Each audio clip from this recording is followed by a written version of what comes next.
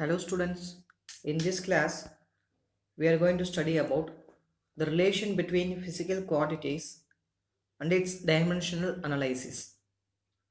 So we start with some example, very simple example. Here force F of a particle depends on mass m of the particle, acceleration a of the particle. Okay, so we know this is the Newton's second law, right? F equal to ma. So we are going to find the relation between physical quantities and dimensional analysis.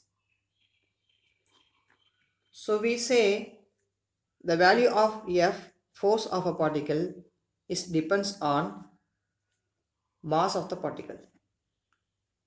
Okay, then it have power x. We have to find the value of x by using the relation.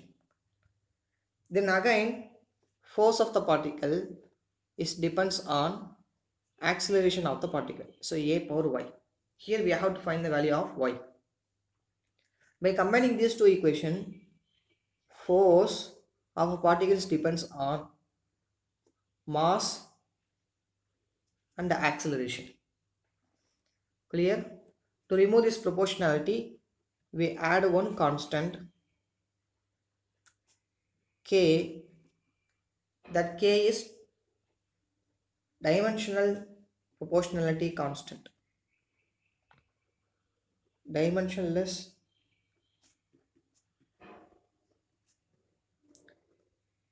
proportionality constant. As I said already, constant value don't have any dimensions.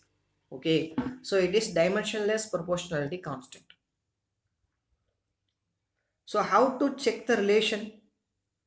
As we know already, the left hand side of the dimensional formula should be equal to right hand side of the dimensional formula, correct? To check the correctness of an equation, we solve it in that way. Left hand side of the equation should be equal to right hand side of the dimensional formula. Okay, so here we have left hand side force. And what is the formula for force? So the dimensional formula for force is mlt power minus 2. We already solved it. Okay, then for RH side we have two quantity.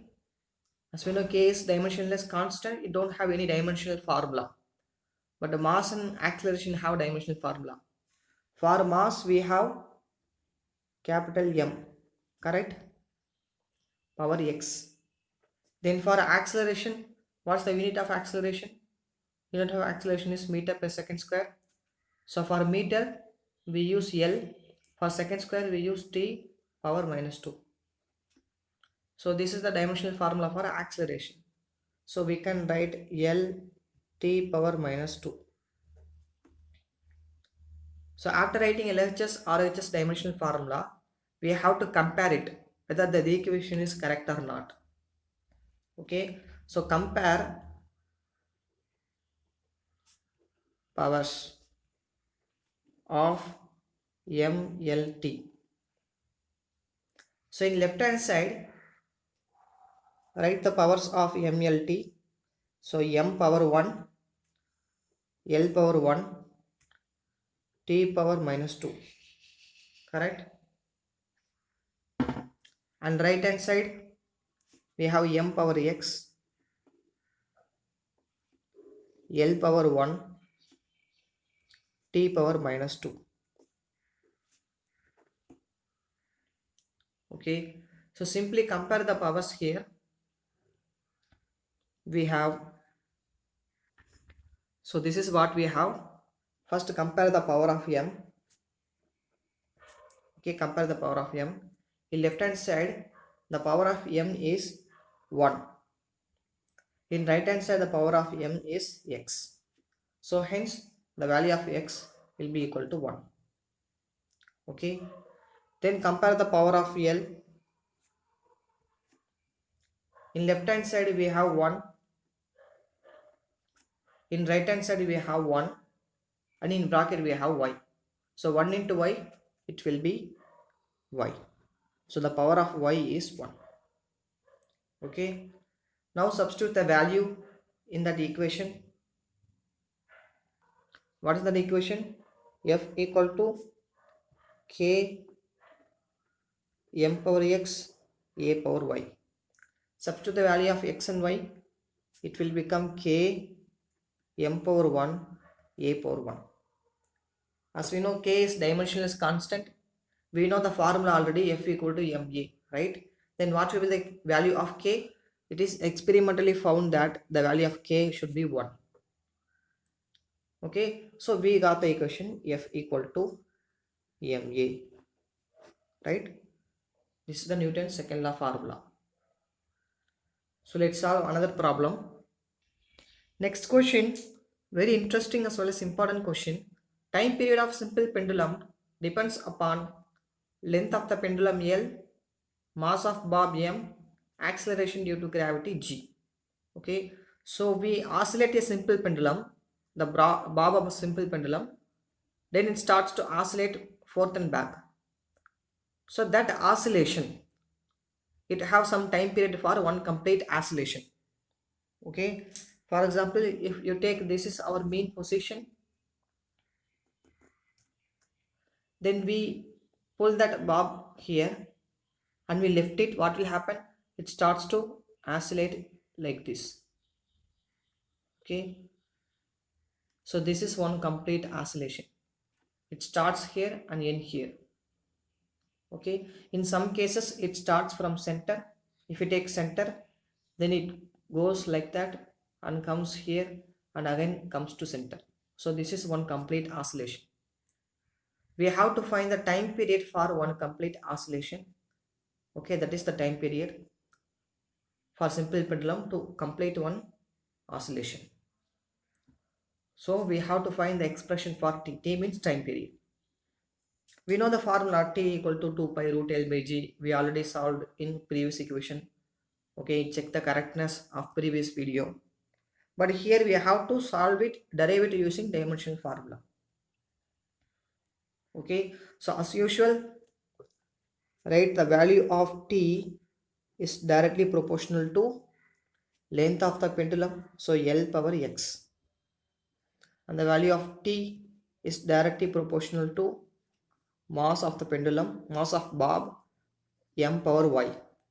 Then value of t is directly proportional to gravity, so g power z, right? So connect all these formula. We have t directly proportional to L power x, m power y, g power z.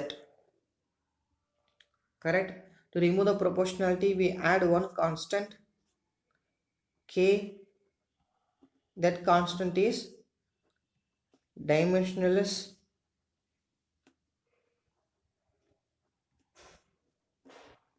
proportionality constant.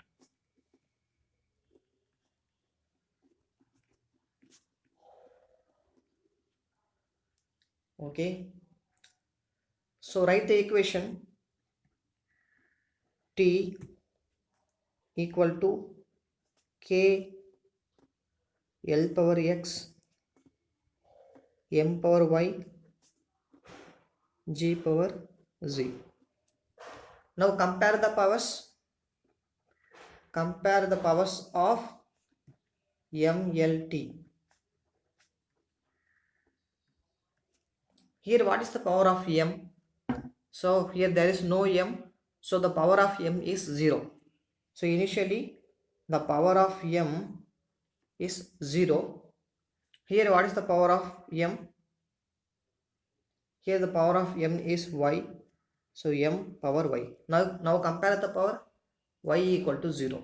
So first we got y equal to 0. Then for L, here there is no L, so again the power of L will become 0. Here the power of L is x. Okay, so actually here we have to write the dimensional formula. So we know the dimensional formula for length is length also, and the dimensional formula for m, that is mass. So we put capital M. Okay, the dimensional formula for G. What is G? Acceleration due to gravity. Okay, we know acceleration and gravity both have same dimensional formula, right? What is the unit of G? We know the value of G is 9.8 meter per second square. The unit is meter per second square. Then we have dimensional formula LT power minus 2. Okay, so LT power minus 2. Then we have Z here, Z. In the power of L, in left hand side there is no L, 0. Right hand side, here we have L power X. So I put X here, and here we have 1, right? Here we have 1. So 1 into 2, we have plus 2. I'm sorry, that is Z. Yeah, confused with it. That is Z. Okay, so here we have L power 0 will become 1, X plus Z.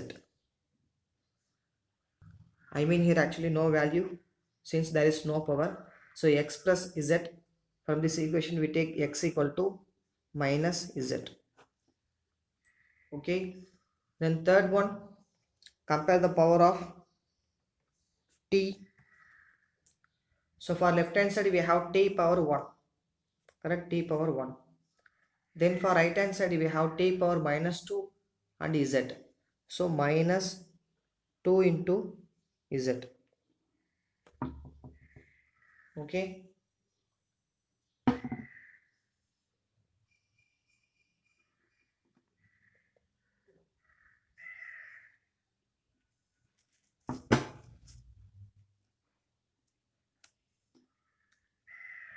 So here we have 1 equal to minus 2Z. Take the value of Z from this equation. Z equal to minus 1 by 2. If Z is minus 1 by 2, then what will be the value of X? X equal to minus Z, right? So minus Z value is minus 1 by 2. Minus into minus plus, then X will be equal to 1 by 2. So now we found the value of X, Y and Z. Substitute all the value in this equation. Okay, so we got T equal to K L power X. X is 1 by 2. M power Y. M power Y is 0. G power Z. So G power minus 1 by 2. Okay. So it is experimentally found the value of K is 2 pi. Okay, in simple pendulum, the constant value will be 2 pi. Then here we have L power 1 by 2. Here we have minus 1 by 2. So if it is minus, then it goes to denominator, correct? So we can write it as L power 1 by 2 divided by G power 1 by 2. Correct? If this G power 1 by 2 comes to numerator, then it will become G power minus 1 by 2. So G power 1 by 2 goes to denominator, it will become G power plus 1 by 2. So we can write this 1 by 2 as root, correct? Because we know the value of root will be 1 by 2. So instead of L power 1 by 2 and G power 1 by 2, we can write it as T equal to 2 pi root L by G. Okay, so this is the equation of time period of simple pendulum. Here there is no value for M, so leave it, right? This will be your homework. Centripetal force F acting on a particle of mass M moving in a circle of radius r with velocity v. Find the expression for force. We know already the formula for centripetal force is F equal to mv square by r. But we have to bring that equation by using all this calculation. Okay, so solve it and post it in group. The next topic is significant figures. First we see one example, then we will see what is significant figures. Okay, try this example. 2 kilometer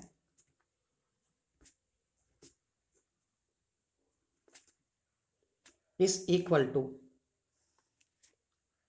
we have four options. Option A 2000 meter, option B 2.0 into 10 power 3 kilometer, option C 0.2 into 10 power 4 kilometer, option D all of the above. Yeah, tell me what is the right answer. 2 kilometer is equal to how much meter? 2000 meter, right? So it seems correct. Then we can write 2000 meter as 2.0 into 10 per 3 kilometer. So this is also seems correct. Then 0.2 into 10 per 4. So if you take 1 0, then it will become 0.2 into 10 per 4 kilometer. It also seems correct. So the option is all of the above, right? But the correct answer is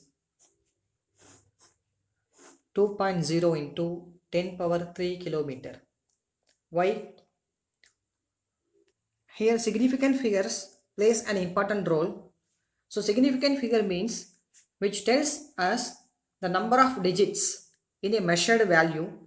We are very confident in that value, okay, which gives some exact value which we are very confident about that value, about that measurement. Okay, so we see certain rules with some example, then you will understand significant figures very clearly. So the first example or the first rule, that is all non-zero digits are significant. First one is, for example, we have 1986. So how many significant figures? It have four significant figures. Okay, or we take something 1.234. How many significant figures? Here also four significant figures. Or you take 67. Here we have two significant figures. So all non-zero digits, these are all non-zero digits, right? So all non-zero digits are considered as significant figures. Okay, so this is first rule. Next one, trapped zeros, which means zero between non-zero digits are significant. For example, we have a number 1.007, for example. So here we have 20, but these 20 are come in between non-zero digits, right? 1 is non-zero, 7 is non-zero. So these two zeros are trapped inside the non-zero digits. So we consider the total significant figure is 4. Okay, so we consider this 0 as significant figures, right? For example, if we take 20.7, then here this 0 come between two non-zero digits, come between two significant figures. So this 0 also considered as significant figures. So total significant figures is 3. Clear? Next one, initial zeros, or we can say leading zeros, are non-significant figures. The zeros which initiate the numbers, okay, which comes first. For example, we take 0.001. Here this is non-significant because it is initial, it is leading these all four numbers. So this is non-significant. But zeros come between the significant figures, then that 0 considered as significant figures. But here these two 0 comes between one non-significant and one significant. So these two 0 also considered as non-significant figures. Okay, so the total significant figures in these numbers is 1. Only one significant figures. So this initial 0 considered as non-significant figures. So because this is non-significant figures, these two 0 are also considered as non-significant figures. As I said in first rule, all non-zero digits are considered as significant figures. So the total significant figures in this condition is 1. Clear?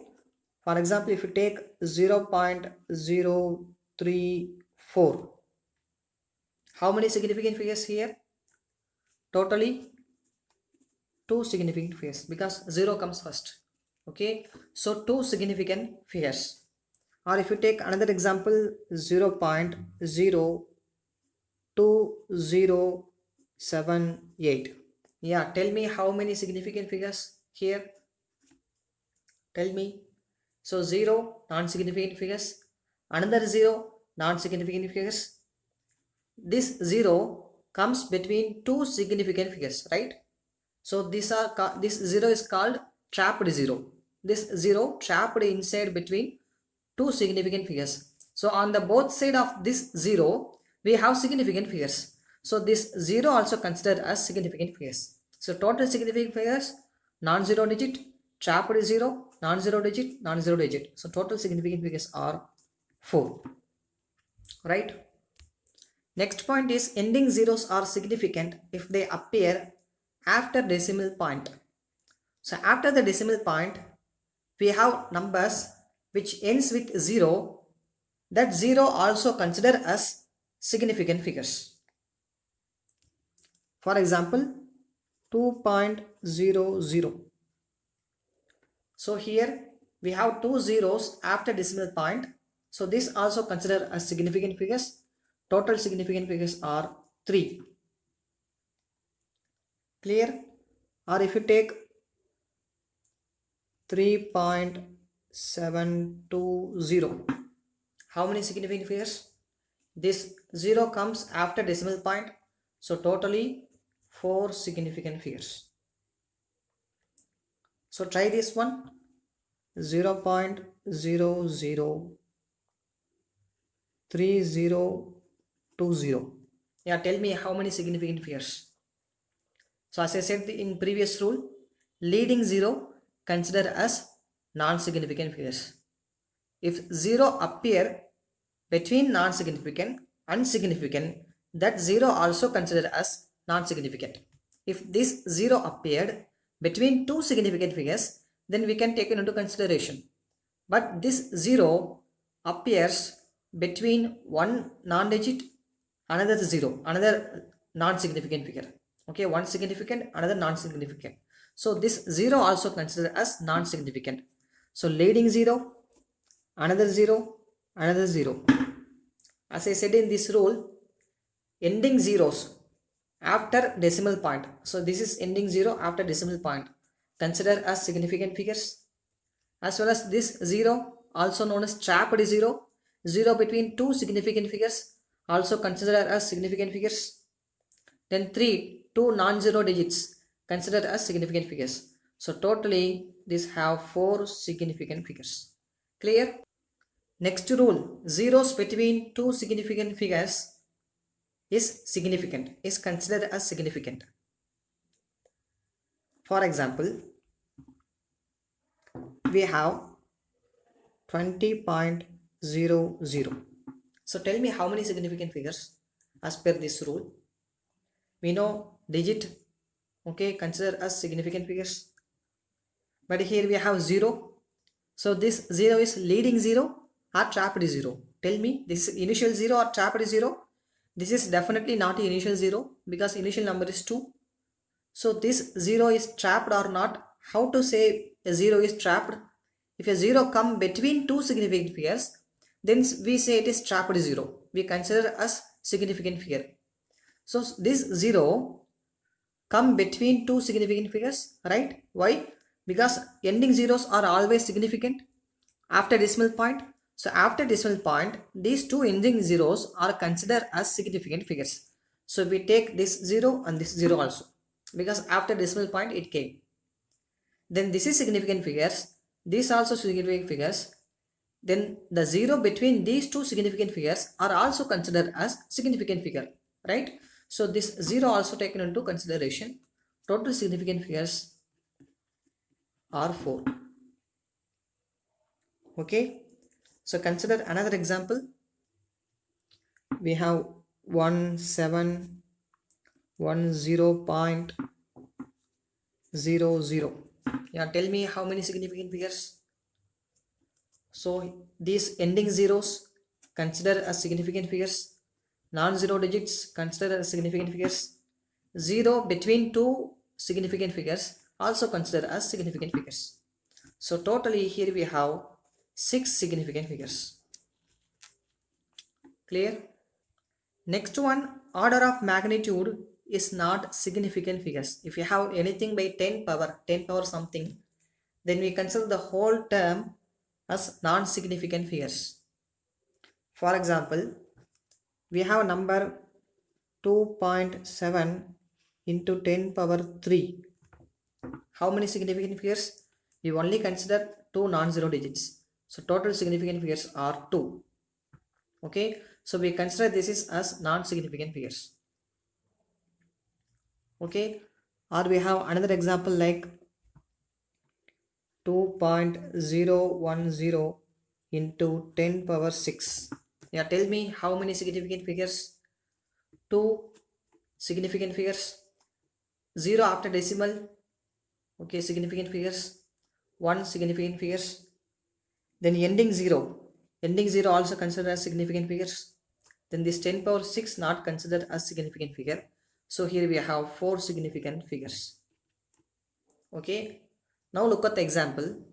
If we convert the unit from kilometer to meter or something else, then the significant figures on both sides should be equal. Okay, so now tell me, now try how many significant figures in 2.0 kilometer. Yeah, just try. Here we have two significant figures, right? Because non-zero digit and also ending 0. So two significant figures. Here we have two significant figures in left hand side. So in right hand side, it should be two significant figures. Okay. So tell me how many significant figures in 2000 meter. As I said, if zeros comes in end, okay, zeros comes in end. Here 0 comes after decimal. After decimal, we take it significant figures. But these ending zeros which are not after decimal, so these are considered as non-significant figures. So here we have only one significant figure. That's why we cannot take this as answer. Okay. So comes to option C. Here how many significant figures? Initial 0 or leading 0. So leading 0 or initial 0 always considered as non-significant.